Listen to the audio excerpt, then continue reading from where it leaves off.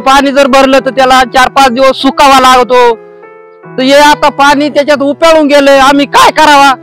आम्हाला वाटत आहे आम्ही पाटात जाऊन जीव तरी देतो, त्याचे तुम्ही जबाबदार राहा। वाले हे पाटावाले ते जबाबदार राहा, आम्ही जीव देतो वाटलं तर संध्याकाळी जाऊन। आमच्या घरांमध्ये पाणी आहे, बाय माणसाला स्वयंपाक करता येत नाही। जानकाबाई भाऊसाहेब डोके आता चरखा आणलाय, मग आता ते पाणी इकडे किती वल निघाली, मग आम कुठं जायचं बुवा? आता हे चारा आणलाय शिळेला, मग ते बुई घालायचं का? ही चारपत्री हातरली तरी खाती नाही जनावर, ही खालून वल निघाली। आता इकडे चुलीपर्यंत गेले पर पाणी वाट्या खालून निघाले। आता काय करायचं आम्ही? स्वयंपाक करायला लगेच चुल वाट्या इजून जाती, पाणी निघालंय तर आता अजून स्वयंपाक नाही केलं। आता 2-3 दिवस झाले लगेच पाणी निघालंय, सोडलं वरून का लगेच इकडे खाली पाणी निघते, मग आम काय करायचं? आता त्यात एक बोला। माझं नाव सुशीला किरुडोके। आमची परिस्थिती अशी झाली की आम्हाला बिघाभर जमीन असू नये, फक्त 7 गुंठ त्याच्यातली जमीन उरली, सगळं ओल्ल होऊन गेलं। आम्ही जगायचं कसं, खायचं काय? आमची जर कोणाला जाणच नसन तर त्याचं काय करायचं? माणसं सगळं ओल्ल होऊन गेलं, शेजारी पाजारी घराने पाणी घुसलं, त्यांनी काय खायचं, काय करायचं? हे सगळं ओल्ल होऊन गेलं, घराने पाणी घुसलं, स्वयंपाक कसा करायचा, बसायचं कसं, उठायचं कसं? कुणीतरी येऊन पहा, घरात राहून पहा, चहा पाणी घेऊन पहा, कसं होतं, काय होतं, मग तरी तुम्हाला कळ गरीब कशा जगत्या, काय करत्या आणि काय खातील, याची तरी जाण ठेवा। आणि गरिबांना काहीतरी करून पहा, खायला प्यायला ते जगते कसे, राहते कसे, येऊन पहा, जगून पहा, एक दिवस फक्त मुक्काम करून पहा, आणि काय खात्यात आणि कसे राहत्यात ते तरी तुम्हाला कळल। तुम्ही पण मोठे त्याच घरात झाले, कौलाच्या घरात, आणि घरांना भेगा गेल्या, घर पडायला लागले, आमची वस्ती कशी राहती हे तरी येऊन पहा। हे पहा तिकडे घराची परिस्थिती अशीच, इकडे परिस्थिती, इकडे कांदे, इकडे गहू आणि हे पडीत, ह्या पाण्यामुळे सगळं पडीत आहे, आणि एवढ्याला फायदा याच्यामध्ये काय करायचं बनव की आम्ही? हे पहा याच्यामध्ये माणसाला चालत येत नाही, याची शेती कशी करायची? हे पाणी तुम्ही ना लगेच बंद करून टाका। हे कांद्याच पीक आहे खाली, आणि आमचं घर आहे पुढं, घर आहेत आमचे, हे पहा या असे।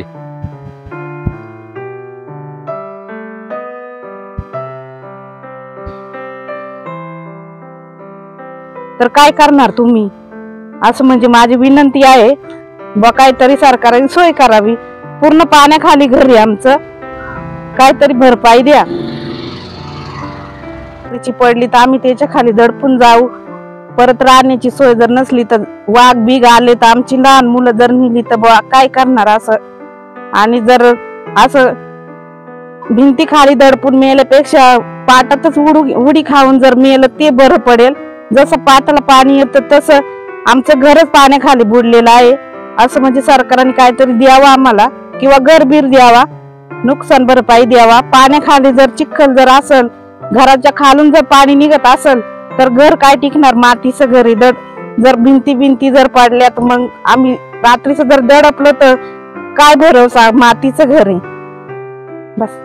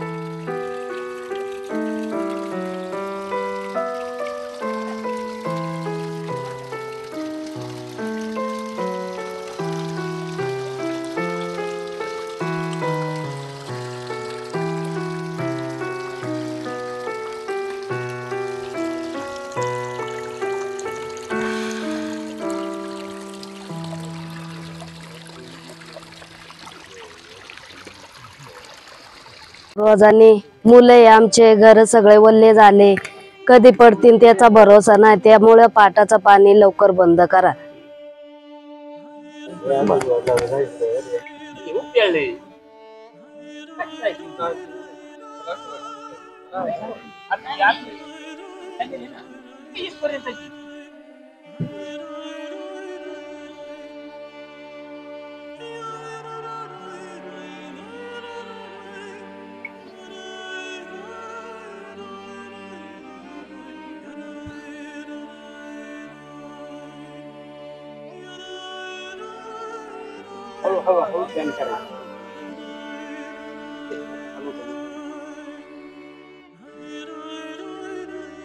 बंद करा, नाही ते भीती सगळ्या वल्ल झाल्यात आणि त्याच्या खाली दडपून मेल्यापेक्षा आम्ही पाटात जीव देऊन मरतोय. हे सगळं आता असं चालू आहे. ते घरामध्ये सगळं पाणी आणि हे सगळं पाणीचे याच्यामध्ये. मागच्या टाइम तुम्ही सांगितलं होतं पाटाचं काम होत पण आता पाणी सुटणार नाही. त्या दिवशी आम्ही आडवं झालो, मशीन 2 तास बंद केलं तरी तुम्ही करायचं तेच केलं. मागच्या टायमात तर कागद जादा होता, आता निमा कागद आणून कमी केलाय पुढचा आणि सगळे आमच्या जमीन उपळून गेल्यात. बरं आता लगेच हे पाणी बंद करून टाका तुम्ही. ताई तुम्ही पुढे या बोला.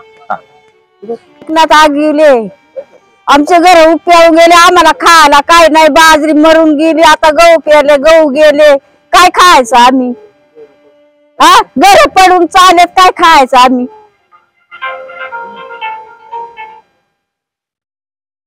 पाणी बंद करून अरे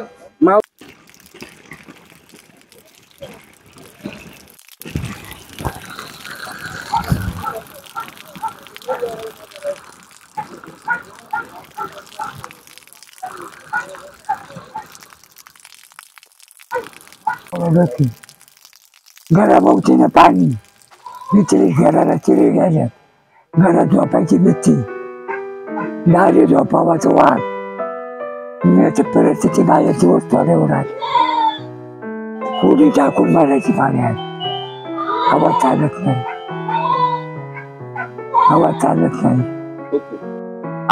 आमची परिस्थिती पहा तुम्ही, पाणी कसं चालू आहे, शेळ्या फाळ्यावर आहे. जे पाणी बंद करा, कॉन्क्रिटीकरण करा बाबा. पहिलं पाणी लगेच बंद केलं ना तरी चालेल. शेळ्या उघड्यावर राहतात, रात्रीचा वाघ येतो, घरांच्या भिंतीत अर्ध्यावर आता वल्लावा आलाय, त्या कधी पडतील, माणसाला कधी काही धोका होईल हे आम्हाला काही भरोसा आहे का? जर तुम्ही याची दखल घेऊ शकता का? जर आम्ही आता राहायचो कुठे बाबा, बाहेर गावात वाघाची भीती, घरात राहावं घर कधी पडेल हे आम्हाला सांगता येत नाही.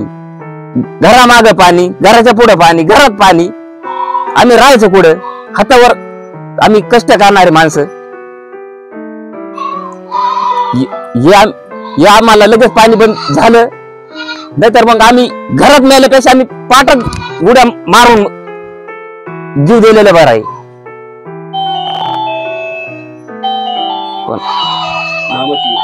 आमची भरपाई लगेच लागेल, काय जाणार नाही. आता मागच्या टाइम सांगितलं तुम्ही पाणी चालवणार नाही आणि तसंच पाणी सोडून दिलं तुम्ही आणि सगळे नुकसान होऊन राहिले आमची.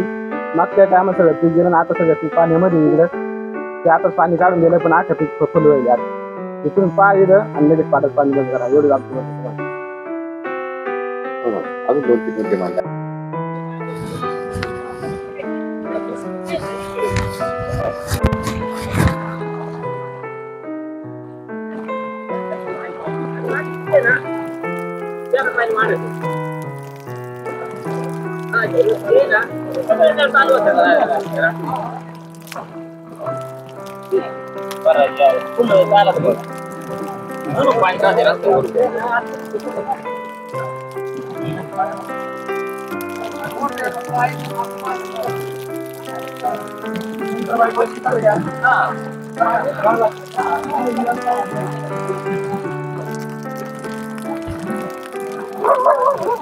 हा सांग, हे पाण्याने वल्ल झालंय काय? तुम्ही नका बोला. हा बोला. हे पाण्याने वल्ल झालंय, आम्ही कुठं राहावं? घरांच्या भीती पडाय आल्या, घरात झोपायची सोय नाही, जनावर आमची फाळ्यांवर उभी केली,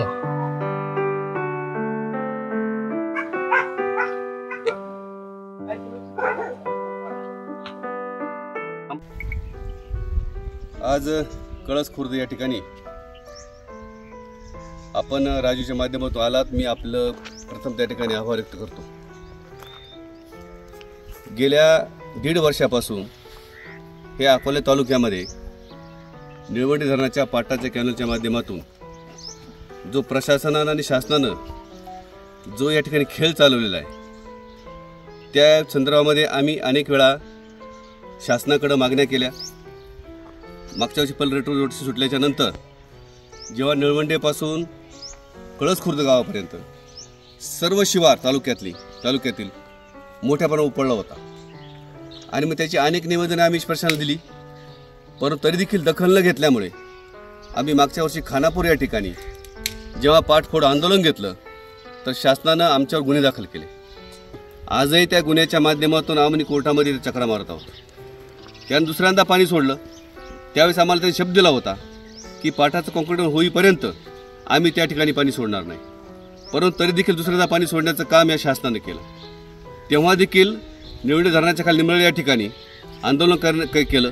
त्या आंदोलनामध्ये याही ठिकाणी आंदोलन थांबवलं आणि आम्हाला सांगण्यात आलं की आम्ही आता या ठिकाणी कॉन्क्रीटीकरण चालू करू असं लेखी आश्वासन देऊ, अशा प्रकारचं आश्वासन त्या ठिकाणी दिलं आणि त्या ठिकाणी आंदोलन आम्ही थांबवण्याचा निर्णय घेतला.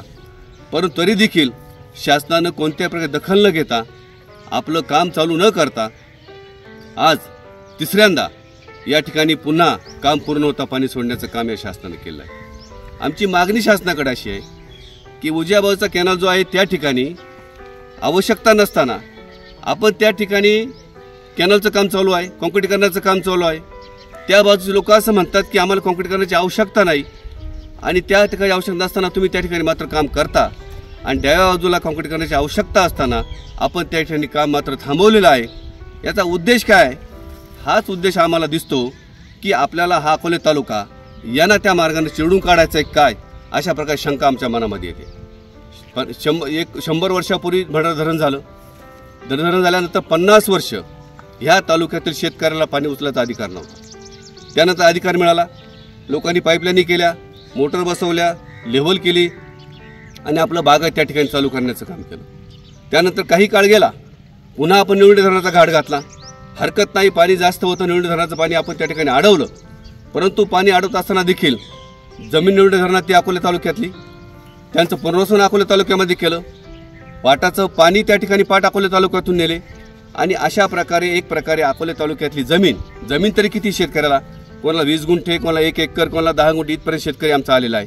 त्यातही अनेक वेळा ह्या शासनानं आमची जमीन घेण्याचं काम केलं आणि म्हणून आम्ही जेव्हा विचार असा करतो की इथं वालीच कुणी ऐका नाही या तालुक्याला, सातत्यानं तालुक्याला अन्याय केला जातोय. मधल्या काळामध्ये आमची मागणी होती की आपण बंदिस्त कॅनॉल न्या, जेणेकरून आमच्या शेतकरी जमीन त्या ठिकाणी वाचेल आणि आमचा शेतकरी जमीन ती कसेल.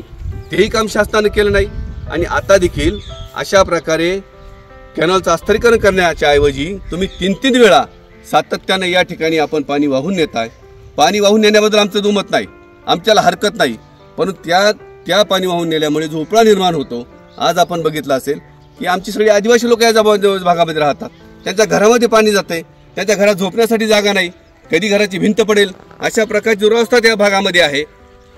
जमिनीला निधा येतो, त्या ठिकाणी पाणी साचल्यामुळे मागच्या 6 महिन्यामध्ये आमच्या गावातील 2 माणसं डेंग्यूच्या आजाराने दगावलेली आहेत. एक गुलाब तुळशीराम तेलम आणि दुसरा आमचा सुभाष रामभाऊ मेंगाळ. ह्या दोघांना डेंग्यू झाला, अनेक लोकांना डेंग्यू झाला. ती लोक त्यातून सावरली, लाख रुपये खर्च झाले आणि ही मात्र 2 माणसं त्या ठिकाणी आमची दगावली. अशा प्रकारची भयानक परिस्थिती ह्या अकोले कळस गावामध्ये आणि ह्या डाव्या अख्ख्या कॅनलच्या परिसरामध्ये असताना आपण का कॉन्क्रीटीकरणाचं काम थांबवलंय? आपण सांगताय मंजूर आहे, पैसे आहेत, पण देखील आपण काम करत नाही. आता ठिकाणी आपण बघितलं असाल कागद टाकलाय. हा कागद टाकण्याची प्रक्रिया आपण जरा सांगितली तुम्हाला. कागद टाकताना कागद टाकला, परंतु कागदाच्या खालून या ठिकाणी सातत्यानं पाणी चालू आहे. कुठंच कागद दाबण्याचं काम केलं नाही. पाट करताना पाटाला दाबण्याचं काम केलं नाही, कुठं काळी माती वापरण्याचं काम केलं नाही.